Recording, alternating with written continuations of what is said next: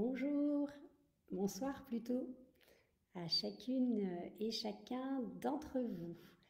Alors, comme d'habitude, j'attends de voir que vous arrivez à vous connecter et que tout fonctionne comme il faut. Donc maintenant, je commence à voir qu'il y a toujours un petit décalage entre le moment où moi j'arrive sur l'écran et le moment où je vois quelqu'un se connecter. Bonsoir Mélie. Voilà, bon bah c'est super. Comme ça, je vois que tout fonctionne bien. Donc, comme je le disais, je suis ravie de vous retrouver pour Bonsoir Pierre, pour notre rendez-vous du jeudi. Et ce soir, eh bien, nous allons parler de comment avoir un teint éclatant. Voilà, ni plus ni moins. Donc, vous n'êtes pas sans savoir que les cellules de notre corps et particulièrement de notre peau se renouvellent. Bonsoir Florence. Donc, les cellules de notre peau se renouvellent régulièrement. Donc, on a sans cesse des cellules qui meurent et des cellules qui naissent. Hein, donc en schématisant très rapidement, en fait, les cellules de notre peau partent des profondeurs de la peau pour remonter tout doucement jusqu'à la surface de notre épiderme, où là, c'est comme des bulles donc dans une casserole, elles éclatent et elles meurent. Donc ce processus prend environ 28 jours. Plus on avance en âge, plus ça se ralentit. Donc du coup, les jours se rallongent. Et ce processus donc est très bien fait, mais il y a juste un tout petit bémol, c'est que en fait, les cellules mortes, eh bien, ont tendance à s'accumuler, à s'accrocher sur notre épiderme.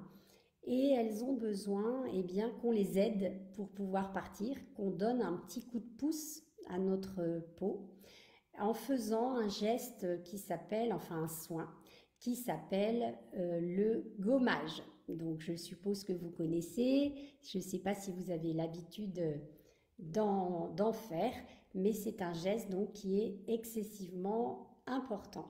Alors je me présente très rapidement pour ceux et celles qui ne me connaissent pas encore.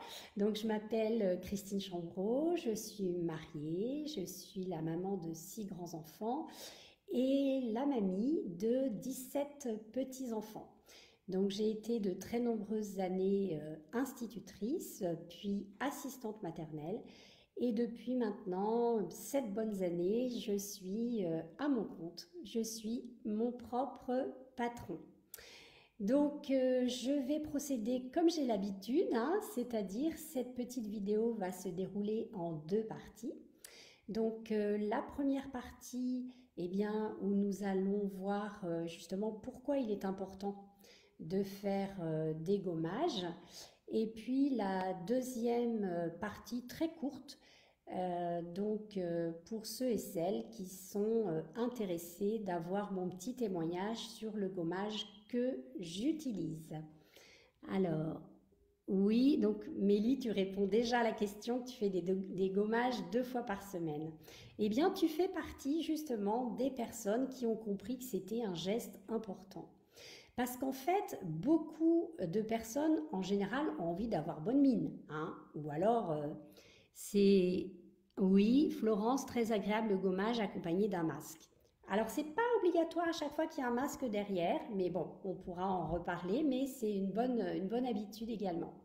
Donc, bah, Florence, c'est pareil, tu fais partie des personnes qui ont compris que ce geste n'était pas du luxe, que c'était essentiel pour justement préserver la santé de notre peau. Hein. Souvent, il est négligé, voire carrément oublié. Alors, quand on ne fait pas de gommage, d'après vous, ou quand on en fait très peu, d'après vous, qu'est-ce qui peut se passer? Alors, je vais voir dans les commentaires. Ah, bonsoir Claudine, ça me fait plaisir que tu sois là. Et alors, qu'est-ce qui peut se passer? J'attends que vous mettiez dans les commentaires, mais je vais vous dire ce que j'ai constaté. Alors, on n'est pas obligé d'avoir tout, hein, mais disons que si on ne fait pas pratiquement jamais de gommage, notre peau a plus de risques d'être terne, d'être rugueuse, d'être sèche, d'être mal oxygénée, d'avoir même une apparence un peu dévitalisée. Et puis, on risque également d'avoir beaucoup d'éléments indésirables sur notre épiderme qui vont donc boucher nos pores. Et donc, ça peut donner un bouton ou des boutons. Voilà, Mélie, pores bouchés, tout à fait. Et également, ça peut jouer sur les glandes pilosébacées, du coup, qui vont également être plus facilement bouchées.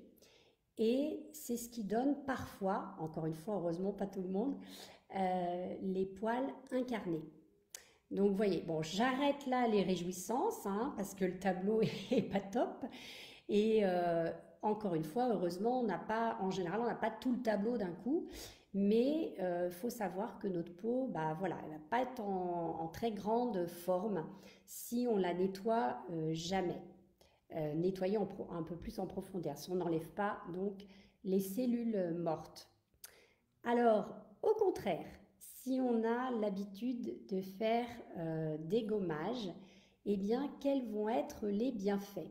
Alors, c'est pareil, j'attends de voir si vous avez des réponses à me suggérer. Moi, j'ai noté 8 petites choses, mais il y en a sûrement d'autres. Donc, alors, un gommage est-il utile pour un homme? Eh bien, tout à fait. C'est vrai que les hommes ont la peau plus épaisse que nous, hein. Voilà, ça c'est vrai qu'on a la peau plus fragile au niveau surtout du visage. Mais un homme peut tout à fait, au contraire, faire un gommage. Peut-être il aura besoin d'en faire moins souvent. Alors, donc les petites choses que j'ai notées, les bienfaits que l'on peut avoir à la suite d'un gommage. Eh bien, donc c'est évidemment en premier d'éliminer les cellules mortes et donc de réveiller notre teint, hein.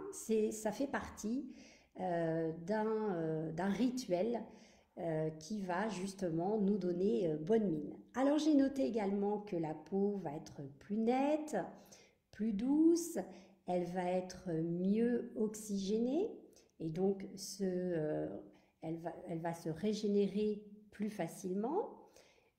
Également, qu'est-ce que j'ai noté? Qu'elle va stimuler bien sûr la régénération, je vais y arriver, cellulaire, comme je l'ai dit tout à l'heure, qui va se ralentir au fur et à mesure des années, mais le gommage va quand même participer à cette stimulation.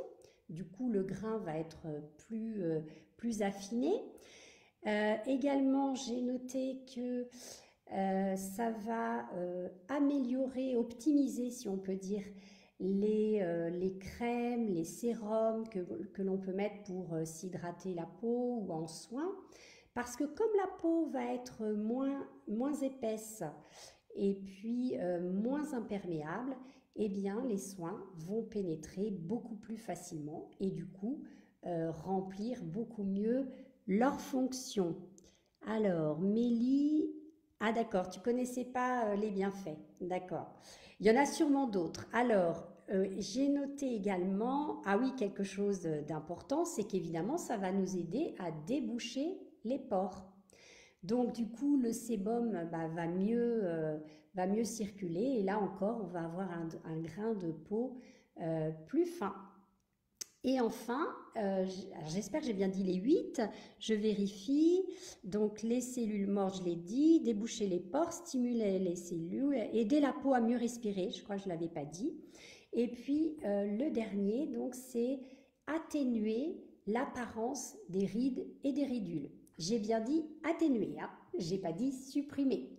Mais bon, c'est quand même un bienfait intéressant, surtout quand on prend un peu d'âge, comme c'est mon cas. Alors, donc, vous ne m'avez pas noté d'autres bienfaits. Bon, mais je vous dis, il y en a sûrement d'autres. Alors, quand on fait un gommage, quels sont les bons gestes à adopter? Le maître mot, c'est la douceur. Notre peau est fragile, encore une fois. Donc il faut vraiment en prendre soin, il faut la chouchouter, il ne faut pas arriver avec des gestes hyper agressifs ou il ne faut pas prendre des produits extrêmement abrasifs. Voilà, il faut vraiment faire avec douceur. Alors là, je vais vous le montrer sur ma main, mais en fait sur le visage, c'est le même procédé. Il faut commencer donc par mouiller donc son visage. Voilà. Ensuite, on met un petit peu de notre gommage. Je ne sais pas si vous le voyez. Voilà. Et puis, la plupart du temps, dans les gommages qu'on utilise, eh bien, on est amené à faire des petits mouvements circulaires comme ça. Donc, encore une fois, on ne fait pas comme avec une éponge pour frotter dans un évier, hein. On est vraiment délicate ou délicat si on est un homme. Et puis, comme ça, on va faire des petits mouvements donc sur notre visage, pareil, hein, circulaires, pour décoller les cellules mortes et puis du coup les éliminer. Et puis ensuite, évidemment, on rince. Donc là, moi, je vais prendre avec un mouchoir, mais normalement, vous pouvez rincer voilà, directement comme ça avec l'eau de votre lavabo.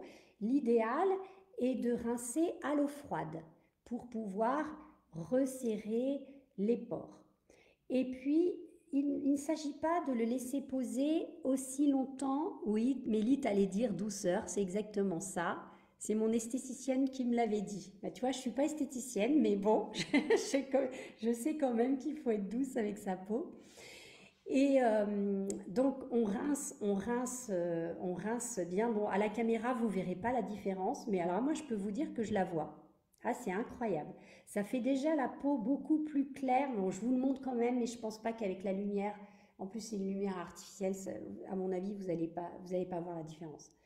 Mais, et alors quand je touche, alors évidemment vous ne pouvez pas toucher à travers l'écran, ma peau est beaucoup plus douce. Ah oui, je confirme, beaucoup plus douce de ce côté que de ce côté. Donc il faut être donc assez brève hein, quand on fait son gommage.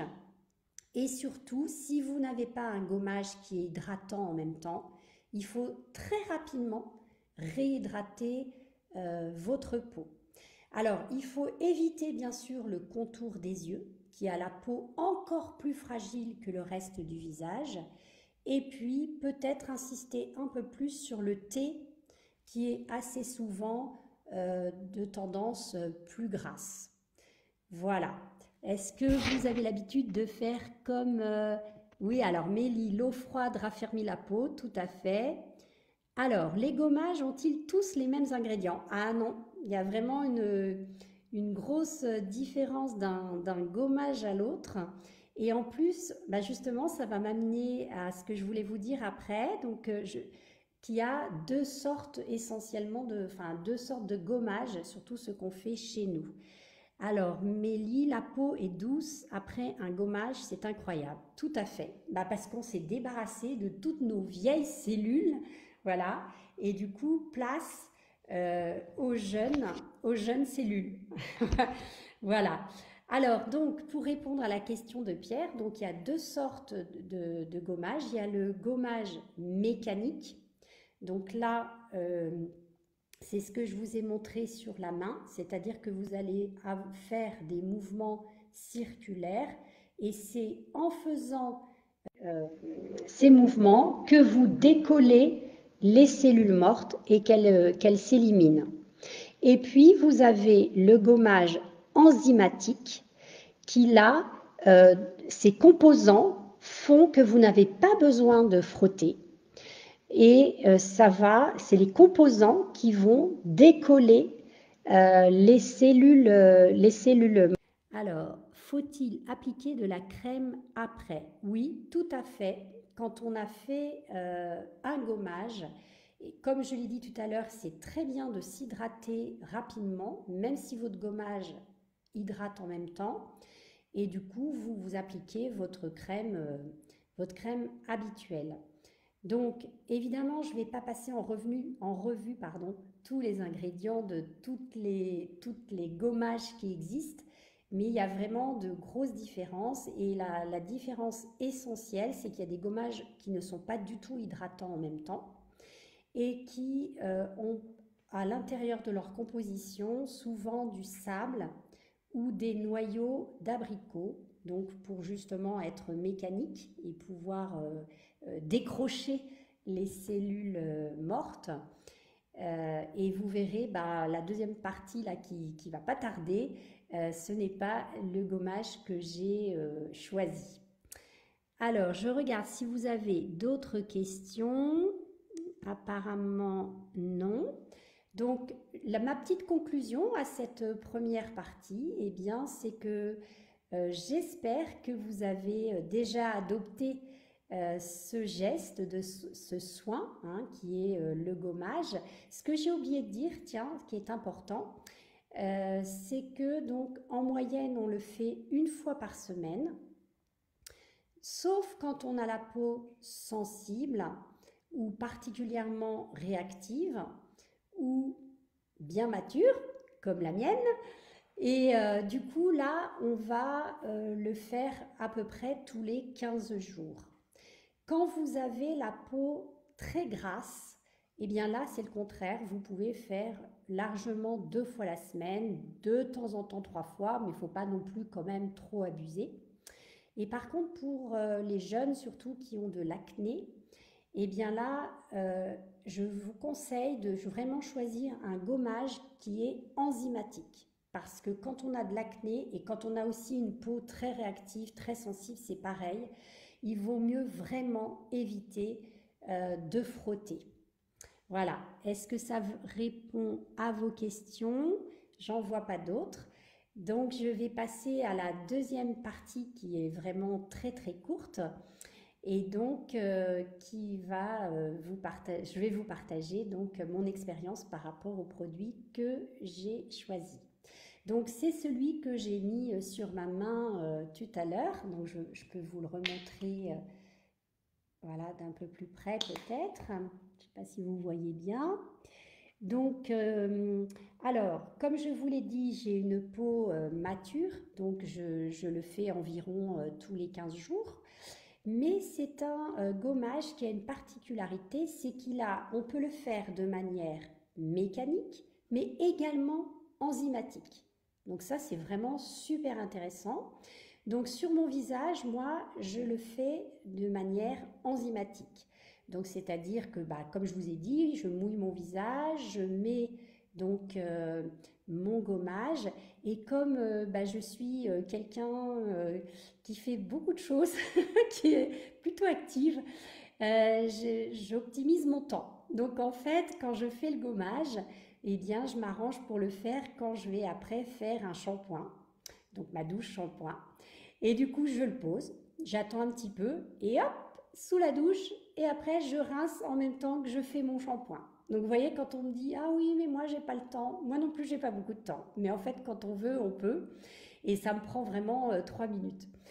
Et quand je veux donc faire un gommage sur mon corps, parce que j'utilise le même du coup, puisqu'on peut l'utiliser aussi d'une manière mécanique, eh bien tout simplement moi je mélange mon gommage avec ma crème lavante, tout simplement. Et du coup, bah, c'est pareil, en même temps que ma douche, ça fait d'une pierre deux coups. Donc ça, c'est super. Alors pourquoi j'ai choisi ce gommage? Parce que bah, vous commencez à savoir que je suis très fan de la plante aloe vera et que ce gommage, eh bien, son ingrédient principal, c'est justement l'aloe vera, hein, donc avec 31,7% d'aloe vera pur. Et donc, comme c'est la plante de l'hydratation par excellence, eh bien, je sais que ce gommage ne va pas me dessécher la peau. Également, il n'y a ni sable, ni noyau d'abricot. Il y a des microsphères de jojoba. Donc, ça fait vraiment une texture. Bon, bah là, vous ne pouvez pas la toucher, bien sûr, mais ça fait une texture qui n'est ni collante, ni huileuse. Bonsoir Francette. Ni collante ni huileuse et qui est vraiment très agréable au niveau du toucher et très facile, très très facile à appliquer. Et du coup, voilà, moi j'ai vraiment adopté ce gommage depuis maintenant plusieurs années. Et à chaque fois, eh bien, j'ai une peau vraiment excessivement douce. Alors quand même peut-être pas comme une peau de bébé, hein, mais vraiment très très douce, très agréable. Et au fur et à mesure, eh bien, moi, ça a vraiment régulé la zone T. Franchement, là, je suis plus du tout embêtée, si je puis dire, avec cette zone-là. Voilà, donc ça, c'est comme vous l'avez compris. Je ferai d'autres Facebook Live sur les autres gestes qui vont participer au fait qu'on ait un teint éclatant. Mais ce soir, je voulais donner plein phare sur ce geste donc qui est souvent, souvent, encore une fois, oublié, donc à savoir le gommage. Alors, je regarde si je n'ai pas oublié de questions. Bonsoir Benoît. Mélie, bah, tu vois, tu as la même technique que moi. Tu fais sous la douche. Bah oui, comme ça, c'est pratique. On n'a pas l'impression, enfin, on perd pas de temps. Ça, c'est les femmes pressées. Alors écoutez, comme il n'y a pas plus de questions, eh bien, je vais vous proposer que si vous voulez avoir plus de renseignements bah, sur le geste du gommage ou sur le gommage que j'utilise, eh bien, libre à vous de me mettre un commentaire ou de me contacter en message privé. Et bah, comme d'habitude, je me ferai un plaisir de vous donner plus d'informations. Alors, je n'ai rien, je pense avoir oublié personne et je vous remercie pour votre présence. Je vais vous souhaiter une très belle soirée. Exceptionnellement, je vous donne rendez-vous que dans 15 jours et non pas la semaine prochaine parce que la semaine prochaine, eh bien, il y a un événement en ligne de la part de mon partenaire business et qui va d'ailleurs reconnaître le travail de beaucoup et j'ai la chance d'en faire partie. Donc du coup, je ne vais pas assurer le Facebook Live habituel. Donc je vous donne rendez-vous dans 15 jours. Très belle soirée à vous. Au revoir.